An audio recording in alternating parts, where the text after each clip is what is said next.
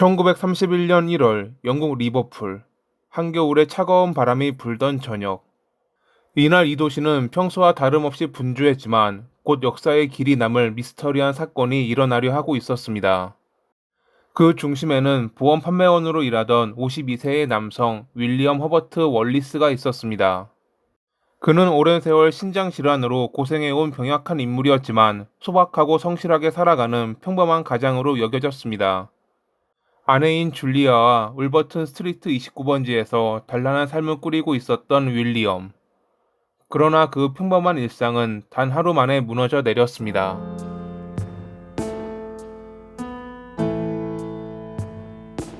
사건은 1931년 1월 19일 저녁 작은 체스 클럽에서 시작됐습니다.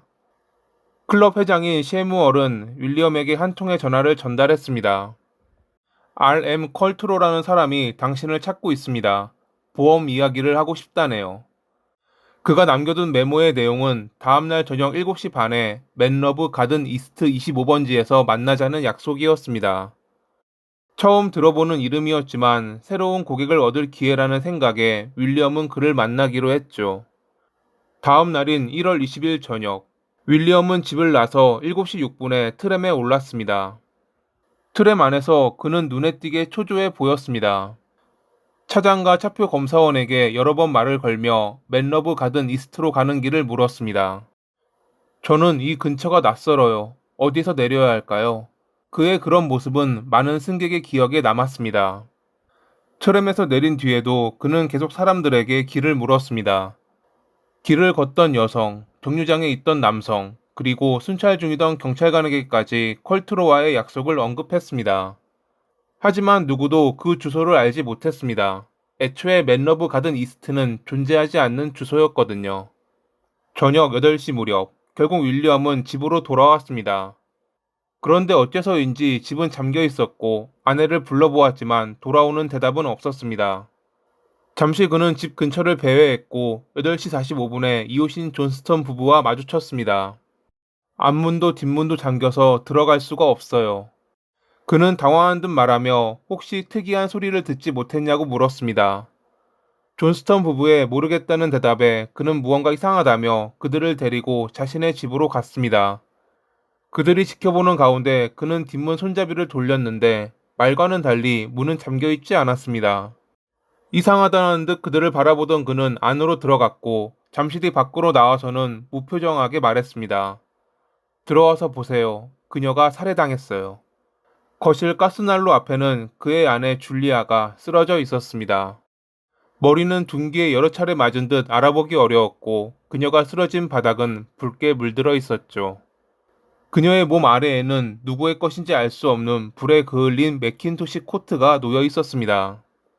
현장을 확인한 경찰은 곧 의문에 빠졌습니다. 부엌의 금고에서 사라진 돈은 4파운드, 줄리아의 핸드백과 집안의 귀중품은 그대로 남아 있었습니다. 강제로 침입한 흔적은 없었고요. 그녀는 누구에게 원한을 살 만한 사람도 아니었는데 이런 방식으로 살해했다는 것은 무언가 이상했습니다. 그렇다고 돈을 노린 강도의 소행치고는 살인 방식도 눈에 띄는 귀중품을 그대로 두고 간 것도 이상했죠. 법의학자는 몸의 강직도를 근거로 사망 추정 시간이 저녁 8시 전후라고 판단했습니다. 당시 사망 추정 시간을 확인하는 데에는 한계가 있었기에 여기서 말하는 전후의 시간은 1시간에서 많게는 4시간도 차이 난다고 합니다.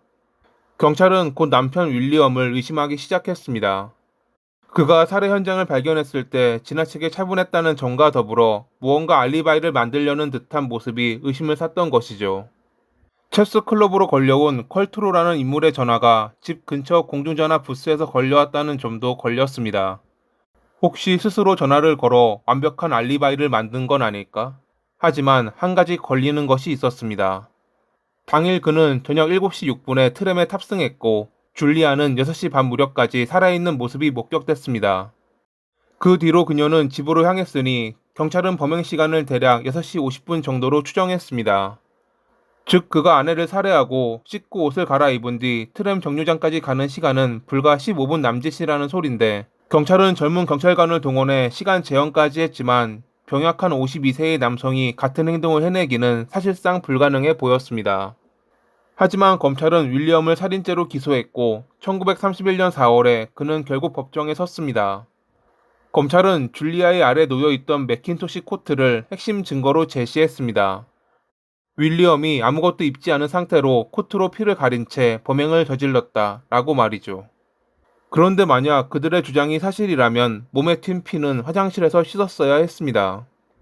현장에 남은 흔적은 분명 범행 당시 범인의 몸에 혈흔이 튀었을 거라는 걸 말해 주었으니깐요. 하지만 당시 그의 집 화장실은 반나절 이상 아무도 사용하지 않았다는 것이 확인됐습니다. 그럼에도 불구하고 배심원단은 검찰의 주장을 받아들였고 단 4일 만에 윌리엄은 사형을 선고받았습니다. 그러나 한 달 뒤 런던 형사항소법원은 유죄 판결을 정당화할 만큼 충분한 증거가 없다라며 무죄를 선고합니다. 이는 당시 배심원단의 판결이 많은 영향을 주었던 영국에서는 전례가 없던 결정이었다고 합니다. 윌리엄은 그렇게 자유의 몸이 됐지만 이미 그의 인생은 무너져 있었습니다. 사람들의 의심 속에 조용히 살아야 했고 정신적 스트레스로 인해 몸도 마음도 지쳐갔습니다. 그리고 결국 2년 뒤인 1933년 2월 26일에 그는 지병으로 인해 사망하고 말았습니다. 그가 죽은 뒤에도 이 사건에 대한 여러 가설은 끊이지 않았습니다. 첫 번째 가설, 윌리엄의 단독 범행. 동기와 기회가 충분했지만 시간 문제와 알리바이가 반박 요소로 작용했습니다.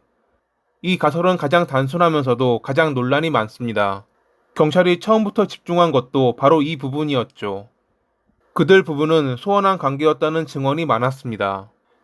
지인들은 줄리아를 까다롭고 꼼꼼하다고 묘사했고 윌리엄은 병약하고 예민한 성격이었습니다.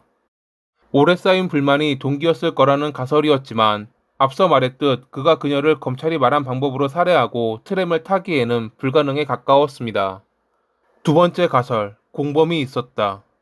일부 연구자들은 그가 직접 손을 더럽히지 않았다고 주장합니다. 다른 사람을 고용해 아내를 죽이게 했다는 것이죠.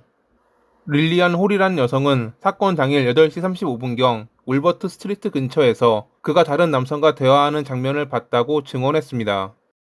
만약 그녀의 주장이 사실이라면 이 남성은 공범일 수 있습니다. 그리고 공범이 있다면 시간이 부족한 문제는 자연스럽게 해결됩니다. 그런데 이 가설에는 한 가지 또 문제가 있습니다. 만약 공범이 있다면 윌리엄은 그에게 보수를 줬을 겁니다. 하지만 당시 윌리엄은 경제적으로 빠듯했고 거액을 건넸다는 흔적 또한 발견되지 않았습니다. 세 번째 가설, 페리라는 남성이 강도 목적으로 침입했다. 페리는 윌리엄의 전 동료로 보험사에서 일할 당시 회사 돈을 빼돌렸다가 잘렸던 인물이었습니다. 자동차 애호가로 유명했던 그는 늘 돈이 부족했습니다. 그의 차고 관리를 맡았던 존은 사건 다음날 새벽에 페리가 차를 세차하며 피 묻은 장갑을 버렸다고 증언했습니다. 또한 그가 다음과 같이 말했다고 주장했죠. 경찰이 이걸 보면 나를 교수형에 처할 거야. 페리는 월리스 부부의 집에 익숙했고 줄리아와도 아는 사이였습니다. 그녀는 낯선 일을 극도로 경계했지만 페리라면 문을 열어주었을 가능성도 있습니다. 하지만 존의 증언은 수십 년이 지난 뒤에야 공개됐기에 신빙성에 의문이 제기됐습니다. 또한 페리가 실제로 강도 목적으로 들어갔다면 왜 줄리아를 그렇게까지 살해했는지, 왜 귀중품을 그대로 두었는지 설명하기 어려웠습니다. 네 번째 가설, 존스턴 부부가 범인이다. 시신 발견 당시 함께 있었던 이웃인 존스턴 부부가 범인이라는 주장. 2000년대 일부 작가들은 존 존스턴이 요양원에서 줄리아를 죽였다 라고 고백했다는 증언을 찾아냈습니다. 줄리아가 집에 없는 줄 알고 들어갔다가 마주치자 살해했다는 것입니다. 당시 이웃끼리는 종종 서로의 집 열쇠를 보관하기도 했습니다. 만약 존이 열쇠를 갖고 있었다면 강제 침입 흔적이 없는 살인이 설명되긴 합니다. 하지만 그의 고백은 노년기에 나온 말로 치매 증세로 인해 신빙성이 떨어진다는 평가가 많습니다.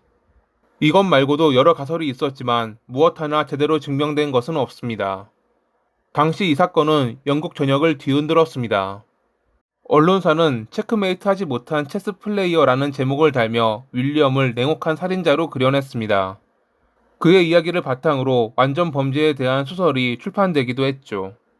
이 사건은 여전히 결말 없는 퍼즐처럼 남아있습니다. 오랜 시간이 지났기에 아마 더 이상 풀리긴 어려울 것이고요. 어찌 보면 완전 범죄를 저질렀던 범인, 이런 나쁜 사람들이 모두 사라지는 날이 오길 바라며 이만 마칩니다. 오늘도 시청해 주셔서 감사합니다.